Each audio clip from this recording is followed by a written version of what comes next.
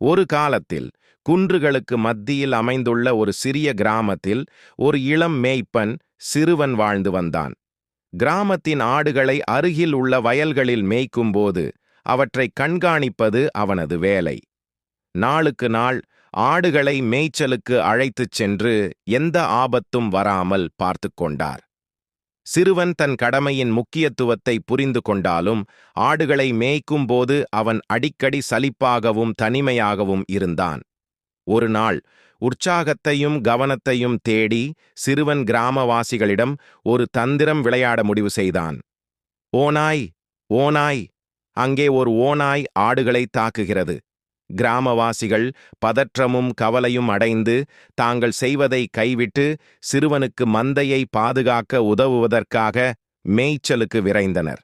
ஆனால் அவர்கள் வந்து பார்த்தபோது ஓநாயை காணவில்லை. ஆடுகள் அமைதியாக மேய்ந்து கொண்டிருந்தன. சிறுவன் தனது குறும்புத்தனத்தின் வெற்றியை பார்த்து சிரித்தான். தவறான அலாரத்தால் எரிச்சலடைந்த கிராம மக்கள் தங்கள் பணிகளுக்கு திரும்பினர்.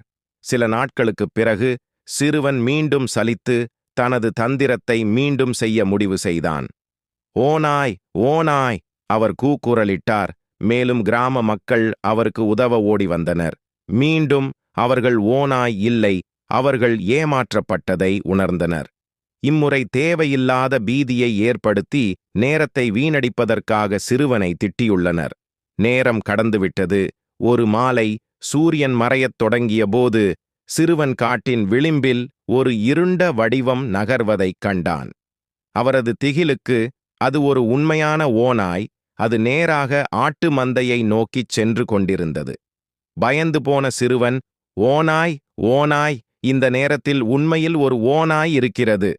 ஆனால் அவனது அழுகையை கேட்ட கிராமவாசிகள் சிறுவனின் முந்தைய பொய்களை நினைவு கூர்ந்து அவன் வேறொரு தந்திரம் செய்வதாக எண்ணினர். உதவிக்கான அவரது வேண்டுகோளை அவர்கள் புறக்கணித்து தங்கள் வேலையைச் செய்தனர்.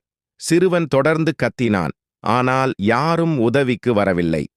ஆடுகளை தாக்கிய ஓநாய் அவற்றை நாலாபுறமும் சிதறடித்து கிராமத்திற்கு பெரும் இழப்பை ஏற்படுத்தியது. சிறுவன் நாசமும் வெட்கமும் அடைந்து தன் செயல்களின் விளைவுகளை உணர்ந்தான். அவர் கிராமவாசிகளின் நம்பிக்கையை இழந்துவிட்டார். அவருடைய பொய்களால் அவரது மந்தை பாதிக்கப்பட்டது. அந்த நாளிலிருந்து சிறுவன் நேர்மை மற்றும் உண்மையைச் சொல்வதன் முக்கியத்துவம் பற்றிய மதிப்புமிக்க பாடத்தை கற்றுக்கொண்டான். உண்மையிலேயே ஓநாய் இருந்தாலொழிய அவர் மீண்டும் ஒருபோதும் ஓநாய் என்று அழவில்லை.